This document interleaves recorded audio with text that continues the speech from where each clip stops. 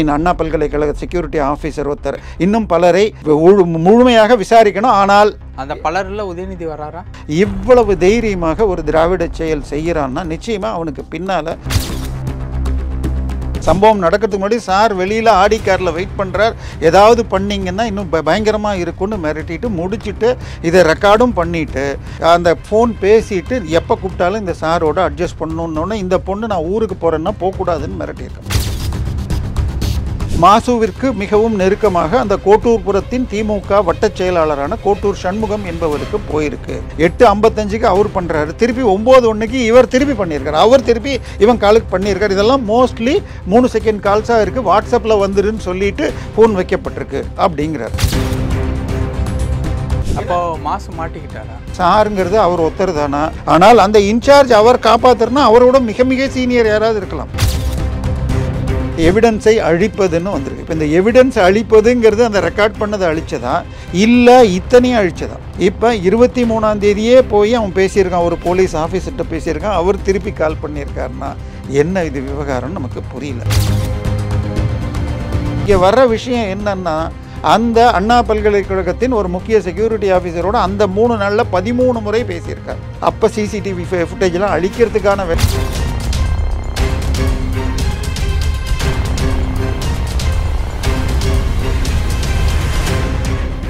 Real one நேயர்களுக்கு வணக்கம். இன்று நம்மளுடைய நேர்காணலுக்கு அரசியல் விமர்சகரான திரு தேவப்பிரியா அவர்கள் இணைஞ்சிருக்காங்க. சார் வணக்கம். வணக்கம். அண்ணா யூனிவர்சிட்டியினுடைய தீர்ப்பு குறித்து நம்மளே சில நேர்காணலில் பேசியிருக்கோம். கிட்டத்தட்ட தீர்ப்பு கேஸே முடிஞ்சிருச்சு அப்படிங்கிற லெவலில் இருக்கும்போது இன்னைக்கு ட்விட்டரில் அண்ணாமலை அவர்கள் வெளியிட்ட அந்த ஒரு வீடியோ தற்பொழுது பெரிய ஒரு பரபரப்பை ஏற்படுத்தியிருக்கு. சொல்லப்போனால் கோபாலபுரத்தை ஒரு கொந்தளிப்பில் ஈடுபடுத்தியிருக்கு அப்படின்னு கூட சொல்லலாம். அவர் பேசினதில் அந்த விஷயத்தில் இருக்கக்கூடிய சூட்சமங்கள் அப்படின்னு சொல்கிறதா, இன்னும் தப்பிச்சிருக்கக்கூடிய ஆட்கள் விரைவில் சிக்குவாங்க அப்படின்னு எடுத்துக்கிறதா, மாசோவர்களை மறுபடியும் விசாரணை பண்ணணும் அப்படிங்கிற மாதிரியான விஷயத்த சொல்கிறது, இந்த விஷயத்துக்குள்ளே இருக்கக்கூடிய மர்மங்கள் என்ன அப்படிங்கிறத பற்றி தான் நான் பேசலாம் அப்படின்ட்டு இருக்கேன். அதை பற்றி பகிர்ந்துக்கங்க சார். நம்ம போன வாரம் இது அந்த தீர்ப்பு வந்த அன்றைக்கி பேசினது கிட்டத்தட்ட 1.5 லட்சம் பேருக்கு மேலே பார்த்துருக்காங்க. அதில் நான் சொன்னதே அண்ணாமலை எங்கிட்ட கால் ரெக்கார்ட் டீட்டெயில் சிடிஆர் இருக்குது அப்படின்னாரு. அதை வெளியிடணும், யார் அந்த சார் என்பது வெளிவராமல் இந்த நிமிடம் வரைக்கும் அவன் மாத்திரம்னு சொல்லியிருக்கு அப்படின்னு சொன்னேன். இன்றைக்கி அதை தான் அவர் ரொம்ப அழகாக வெளியிட்டிருக்காரு. இந்த சம்பவம் நடந்தது 23ஆம் தேதி. 24ஆம் தேதி மாலை கைது செய்து வெளியில் வந்துடுறான்.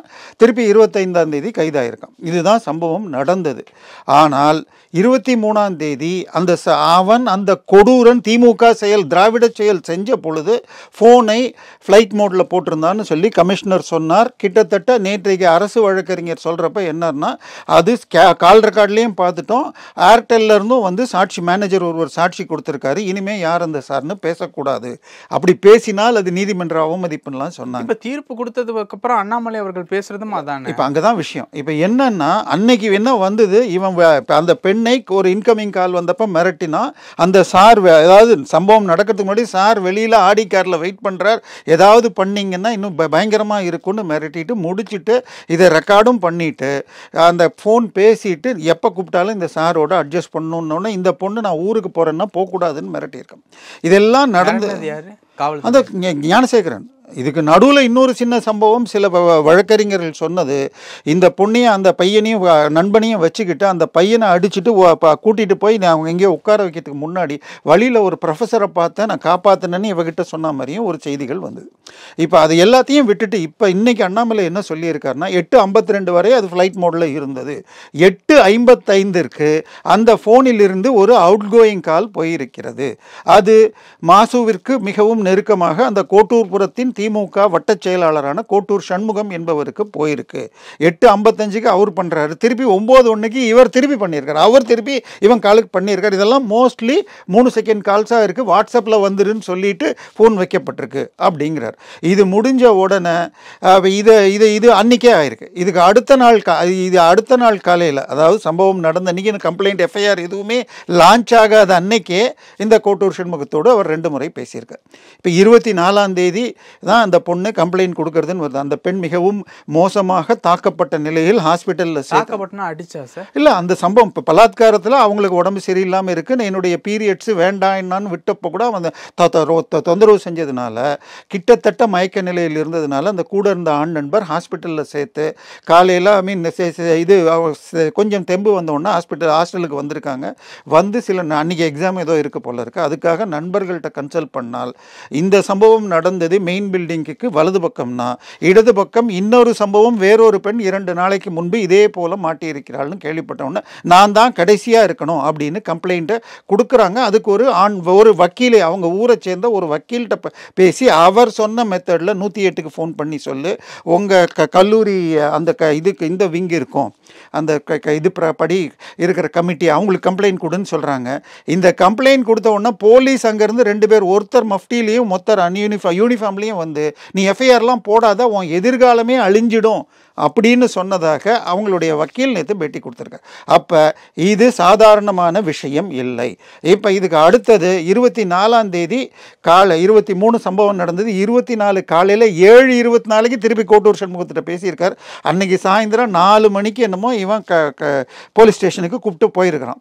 அது வரைக்கும் 5 தடவை பேசியிருக்காங்க. ஆச்சா, அதுக்கப்புறம் வெளியில் 8 மணி வரைக்கும் அவன் வந்து போலீஸ் ஸ்டேஷன் விசாரணையில் இருந்தப்போ பேசல, திருப்பி வெளியில் வந்தப்புறம் ஒரு முறை பேசியிருக்கான். அதன் பிறகு கோட்டூர் சண்முகம் மாசுவோடு பேசியிருக்கார். மாசு திரும்ப கால் பண்ணியிருக்கிறார். இதற்கு நடுவில் கோட்டூர்புரத்தை ஒரு சீனியர் கோட்டூர்புரத்தை சேர்ந்த ஒரு police officer, station house officer, கிட்டத்தட்ட இன்ஸ்பெக்டர் அல்லது எஸ்ஐ கேடர், அவரோடு பேசியிருக்கார். அவர் திருப்பி கால் பண்ணியிருக்கார். இதுக்கு நடுவில் இன்னொரு இது வேற வருது.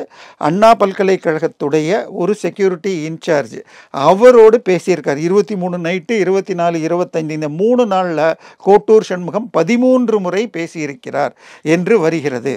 இப்போ இத்தனை டீட்டெயிலையும் இவர் சொல்லியிருக்கார். எதற்காக இது சரி? இப்போ கோட்டூர் சண்முகமும் மாசுவும் பேசுறது, அவர் வந்து இப்போ மாவட்ட செயலாளர், இவர் அந்த ஏரியா வட்ட செயலாளர், அடிக்கடி பேசலாம்னால் அந்த முன்னாடி வாரம் அடுத்த வாரத்தையும் எல்லாத்தையும் எடுத்து பார்த்துட்டேன், இது பெரிய அசம்பாவிதமாகத்தான் தோன்கிறது அப்படின்னு தெளிவாக இவர் காட்டுறார்.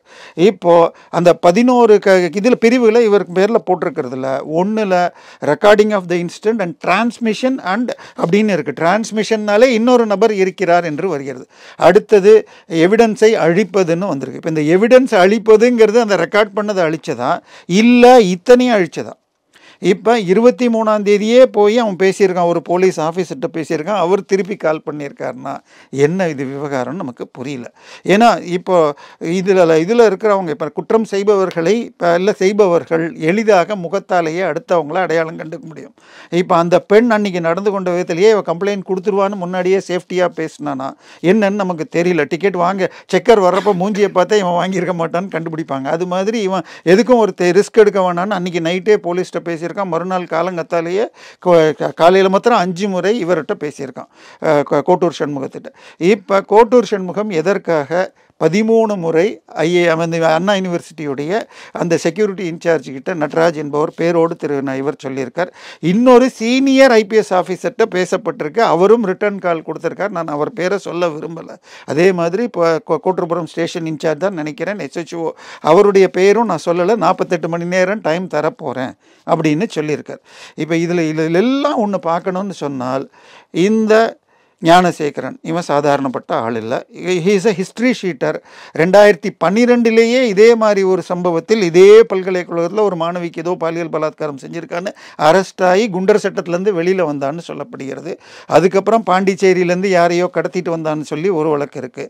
அவன் தம்பி, அப்பா, அம்மா, மனைவிகள் எல்லார் பேர்லேயும் வழக்கு இருந்திருக்கு. அப்படிப்பட்டவன் இந்த மாதிரி மாணவிகள் புழங்குற இடத்துல எவ்வளவு சர்வசாதாரணமாக வந்துட்டு போயிருக்கான். இதை தாண்டி எங்கேயோ இருட்டுன்னெலாம் பரப்புனாங்க. இருட்டு இல்லை, நம்ம ஏற்கனவே பலமுறை சொல்லியிருக்கோம். மெயின் பில்டிங் பக்கத்தில் ஃபிசிக்ஸ் கெமிஸ்ட்ரி லேபரேட்டரி பக்கத்தில் விவேக் ஆடிட்டோரியம் பக்கத்தில் தான் நடந்திருக்குன்னா அவனுக்கு எந்த இடத்துல கேமரா இருக்குது, எங்கே இல்லை, எல்லாமே அத்துப்படி. ஸோ இதெல்லாம் தாண்டி அவனுடைய வீடு கோயில் இடத்துல ஆக்குப்பை பண்ணி 3 மாடி கட்டியிருக்கான்னா, இன்னொன்று அவனுடைய வீட்டில் போய் அவனுடைய மொபைலை தாண்டி கம்ப்யூட்டர் இதெல்லாம் ஹார்ட் டிஸ்கெல்லாம் அரெஸ்ட் இது அதில் பல பெண்கள் பற்றி இதெல்லாம் இருந்ததுன்னாங்க. இப்போ இது எதுவுமே வெளியில் சொல்லப்படலை. அப்போ மாசு மாட்டிக்கிட்டாரா? இல்லை அவர் காப்பாற்றுறது இப்போ சாருங்கிறது அவர் ஒருத்தர் தானா? இப்போ கோட்டூர் சண்முகத்துக்கு என்ன பொறுப்பு? நமக்கு எதுவுமே சாருங்கிறது யாருன்னு நமக்கு தெரியாது. ஆனால் அந்த இன்சார்ஜ் அவர் காப்பாற்றுறதுனா அவரோட மிக மிக சீனியர் யாராவது இருக்கலாம். அந்த சார் என்பது மாசுவாக தான் இருக்கணும்னு இல்லை, கட்சியில் மிக மிக மிக முக்கியமானவர் யாராவது இருந்து அவரை தேடி போயிடக்கூடாதுங்கிறதுக்காக மாசுவா ஹெல்ப் பண்ணியிருக்கலாம் நமக்கு. ஓகே, இந்த இடத்துல வந்து அண்ணா யூனிவர்சிட்டியினுடைய சிண்டிகேட்டினுடைய முன்னாள், அதாவது இந்த திமுக ஆட்சி வந்தவுடன் சிண்டிகேட் மெம்பராக திரு உதயநிதி ஸ்டாலின் அவர்கள் நியமிக்கப்பட்டார்கள். அவர் ஒரு 6 மாதமோ 1 வருஷமோ இருந்தார். அவர் எத்தனை மீட்டிங் அட்டன் பண்ணார், இம்ப்ரூவ்மெண்ட்டுக்கு என்ன பண்ணார்னு தெரியாது. ஆனால் அவர் அமைச்சரான பிறகு வேறு பதவி வைக்கக்கூடாதுன்னு அவர் ராஜினாமா செய்ய, அவருக்கு பிறகு எழும்பூர் எம்எல்ஏ திரு பரந்தாமன் இப்போ இருக்கார். இப்போ இவங்கெல்லாம் என்ன பண்ணாங்கன்னு தெரியாது. ஆனால் இங்கே வர்ற விஷயம் என்னன்னா, அந்த அண்ணா பல்கலைக்கழகத்தின் ஒரு முக்கிய செக்யூரிட்டி ஆஃபீஸரோட அந்த 3 நாளில் 13 முறை பேசியிருக்கார். அப்போ சிசிடிவி ஃபுட்டேஜ்லாம் அழிக்கிறதுக்கான வேலையை 13 தடவை பேசி அந்த கோட்டூர் சண்முகம் அவருடைய ஏன்னா இவர் என்ன பண்ணியிருக்கார், இவருடைய இதை வாங்கிட்டு அவனுடைய நம்பரையும் போட்டால் நமக்கு சொல்ல வேண்டிய அவசியம் இல்லை, அண்ணாமலை அதையுமே சொல்லியிருக்கார். அவனுடைய கால் ரெக்கார்டில் பார்த்துட்டு எதுக்குடா அடுத்த நாள் 6 முறை இவன் கோட்டூர் சண்முகத்தோடு பேசியிருக்கான்னு அவருடைய கால் ரெக்கார்டையும் வாங்கி பார்த்துட்டு அவர் யாரோட மாசுவோட பேசினது, அவர் போலீஸ் இன்னும் உயரதிகாரியோட பேசினது, இந்த ஐஐடி செக்யூரிட்டி ஆஃபீஸரோட பேசினது எல்லாத்தையுமே எடுத்து சொல்லிட்டார். இப்போ அது எல்லாத்தையுமே மறைச்சிட்டாங்க. அண்ணாமலை அன்னைக்கு நான் போன வாரம் இங்கே உட்காந்து பேசின பொழுது அண்ணாமலை இதை விட்டுட்டாரோ அப்படின்னு தான் நான் பயந்தேன். ஏன்னா அவர் அந்த வேலையை விடுறதுக்கு தன் காரணம் என்னன்னு சொன்னால், அவர் கர்நாடகாவில் சிங்கம் என்ற பேரில் ஐபிஎஸ் ஆஃபீஸராக இருந்தப்போ இது மாதிரி ஒரு இன்சிடெண்ட்டு அவர் தட்சிண கன்னடா மங்களூர் மாவட்டத்தில் இருந்தபோது ஒரு பெண் குழந்தையை யாரோ ஒருத்தன் சீரழிக்க அவனை கண்டுபிடிச்சி அவனுக்கு தண்டனை வாங்கி கொடுத்துட்டு அந்த குழந்தையோட அம்மாட்ட போனால், நீ அவனுக்கு தண்டனை வாங்கிட்டு என் குழந்தை என்னாச்சு அப்படின்னு கேட்டாங்க. என்னால் தாங்க முடியல, இது போல் நடக்கக்கூடாது அப்படின்னு குற்றம் தடுக்கிற நிலைமையில் ஒரு பொலிட்டிக்கலில் வரணும்னு சொல்லி தான் நான் வந்தேன்னாரு. இந்த சம்பவத்தை பார்த்த உடனே அதற்கு என் வீட்லேயும் குழந்தை இருக்குது, எனக்கு ஒரு சகோதரி தான் இவள்னு அவர் அடித்து கொண்டு இது பண்ணார். இது இந்தியா ஃபுல்லாக இது பரவறதுக்கு ஒரு காரணமாச்சு. அது கிட்டத்தட்ட ஒரு ஷோ மாதிரி இருந்தால் கூட அதனால்தான் இது இவ்வளவு தீவிரமாக போச்சு. மற்ற கட்சிகளும் உடனே யார் அந்த சார்னு எடுத்துக்கிட்டாங்க. ஆனால் இந்த விசாரணை இவ்வளோ ஷாடியாக இருக்குது. இப்போ இதில் ஒரே ஒரு விஷயம் சொல்லணும்னு சொன்னால், திமுகவை சேர்ந்த பெரம்பலூர் எம்எல்ஏ ஒருத்தர் தனசேகரன் ஒருத்தர், அவர் வீட்டில் கேரளாவிலேருந்து ஒரு 10 வயசு குழந்தைய வேலைக்கு வச்சதை பல பேர் சேர்ந்து கூட்டு பாலியல் பலாத்காரம் செய்துவிட்டு கொலை செய்து விட்டார்கள்னு வழக்கு நடந்து 10 ஆண்டு ஜெயில் தண்டனை கிடைச்சிது கீழ்கோர்ட்டில். ஆனால் ஹைகோர்ட்டில் போய் தப்பிச்சிட்டாங்க, ஆதாரங்கள் பற்றவில்லை. அந்த மாதிரி இந்த கேஸையும் உடைச்சிடுவாங்களான்னு எனக்கு பயமாக இருக்கிறது. ஏன்னா இதில் இது இந்த மாதிரி இவ்வளவு ரெக்கார்டு இருக்குது. அதுவும் அண்ணாமலை சிடிஆர் என்கிட்ட இருக்குன்னு சொன்னப்புறம் கூட ஏர்டெல்லில் வச்சு அந்த ஃப்ளைட் மோட வரைக்கும் சொன்னவங்க மற்ற கால்ஸை பற்றி ஏன் எதுவுமே பண்ணல? என்னை பொறுத்த வரைக்கும் இந்த நிமிஷத்தில் இது சிபிஐக்கு கொடுத்தால்தான், எப்படி பொள்ளாச்சியில் என்னதான் அதில் நான் முக்கியமான 4 பேரில் 3 பேர் 2 பேர் அதிமுககாரன், ஒருத்தன் காங்கிரஸ்காரன், ஒருத்தன் திமுககாரன், ஆனால் அதிமுகன்னு இவங்க சொல்லிட்டு இருந்தாங்க. ஆனால் அந்த 13வது நாள் அது சிபிஐக்கு கொடுத்து அந்த வழக்கில் எந்த ஒரு பெண், இன்னொன்னையும் சொல்லணும், இப்போ அந்த கேஸில் ஒரே ஒரு பெண் தான் கம்ப்ளைண்ட் கொடுத்தான். ஆனால் போலீஸ் கேட்டு அந்த அவனுடைய செல்ஃபோனை பார்த்து அதில் இருந்த பெண்களில் யார் யாரை தொடர முடியுமோ லேடிஸை வச்சு தொடர்பு கொண்டு ஒரு 8 பேர் சாட்சி கொடுத்து கம்ப்ளைண்ட் கொடுத்து 8 பேர் கடைசி வரை இருந்து அந்த தண்டனையை வாங்கி கொடுத்தாங்க. இப்போ இன்னொன்று, ஒரு பத்திரிகையாளர் ஒருவர் கைது பண்ணி கிட்டத்தட்ட 120 நாள் ஜெயிலில் இருந்தார். ஒரு செப்டம்பர் மாதம் கைதாகி ஜனவரி மாதமோ என்னமோ தான் வெளியில் வந்தார். அவரை மேலும் அதாவது 90 நாளைக்கு மேலே ஒருத்தரை வைக்க முடியாது.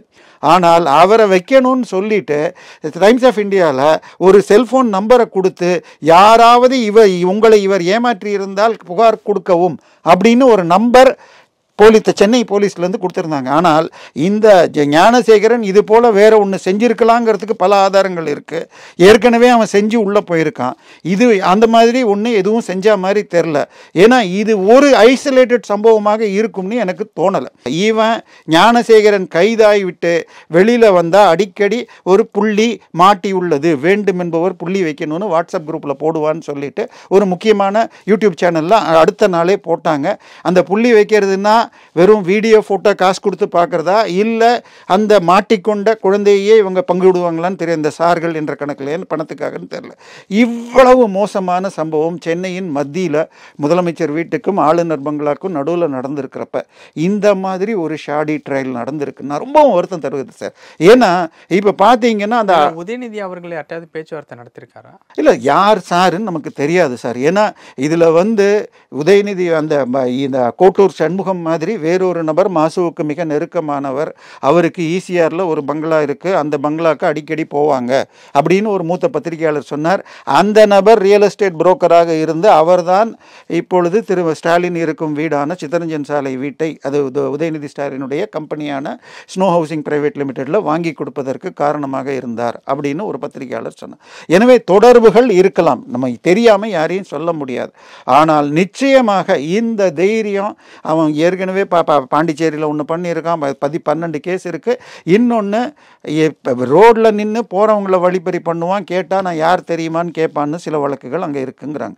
இவ்வளவு தைரியமாக ஒரு திராவிட செயல் செய்கிறான்னா நிச்சயமாக அவனுக்கு பின்னால் ஒரு சார் இருக்கணும். நல்ல வேளையாக திரு அண்ணாமலை அவர்கள் கால் ரெக்கார்டை வாங்கினேன்னார். நம்ம போன வாரம் நான் எனக்கு சொல்கிறப்பயே கூட அவரை நம்ம தாக்குறோமான்னு யோசித்தேன். ஆனாலும் வரணும், ஏன்னா இந்த அளவுக்கு கொண்டு போய் அவர் தான் இதை பெரிது பண்ணி இந்த அளவுக்கு 5 மாதம், இன்னொன்று 5 மாதத்தில் வந்துச்சு, நாங்கள் தான் பண்ணினோன்னு சொல்லிக்கிறாங்க. சார் உங்கள் போலீஸ் செஞ்ச வேலை சரியில்லை அப்படின்னு சொல்லி ஒரு எஸ்ஐடி போட்டாங்க. அந்த ஸ்டேஷன்லேருந்து யார் அந்த எஃப்ஐஆரை லீக் பண்ணாங்களோ அவங்ககிட்ட இருந்து 25 லட்சத்தை வசூல் பண்ணணும்னு சொல்லியிருக்காங்க. இது வரைக்கும் அந்த இதை கூட இந்த எஸ்ஐடி முடிக்கல. சார் உங்கள் போலீஸ் ஸ்டேஷனில் ஒரு 4 பேர் டைப் அடிக்கணும், யாரோ ஒருத்தர் இன்டர்நெட்டில் போடணும், அது யார் அதை முடிக்க இன்னி வரைக்கும் முடிக்கல டிபார்ட்மெண்ட்டில். பொன்முடி பேரில் அந்த எஃப்ஐஆர் போடப்பட்டதான்னு தெரியல. ஸோ திமுக அரசு சட்டம் ஒழுங்கு தமிழர் விரோத செயல்களை தொடர்கிறது என்ற பயம் வருகிறது. இன்னைக்கு அண்ணாமலை ரிலீஸ் பண்ணியிருக்கிறது மிகச்சரி. இதை பார்த்தால் கோட்டூர் சண்முகம், மாசு, அந்த அண்ணா பல்கலைக்கழக செக்யூரிட்டி ஆஃபீஸர் ஒருத்தர், இன்னும் பலரை முழுமையாக விசாரிக்கணும். ஆனால் அந்த பலரில் உதயநிதி வராரா? இல்லை, நமக்கு தெரியாத பேர்களை நம்ம சொல்ல முடியாது. ஆனால் இந்த நிலையில் என்ன கேட்டால் இந்த வழக்கை அன்றைக்கே பாஜகவை சேர்ந்த மோகன்தாஸ் சிபிஐக்கு கொண்டு போகணும்னு இருக்கார். இந்த நிலையில் இவை உடனடியாக இதை சிபிஐக்கு முதலமைச்சரே மாற்றி கொடுக்கணும். இல்லைன்னா அண்ணாமலை அவராகவோ இல்லை மோகன்தாஸை வச்சு திருப்பி வழக்கு போடணும். இதுதான் என்னுடைய கோரிக்கையாக இருக்கும். பல விஷயங்கள் பகிர்ந்துக்கிட்டீங்க. நேரத்துக்கு ரொம்ப நன்றி.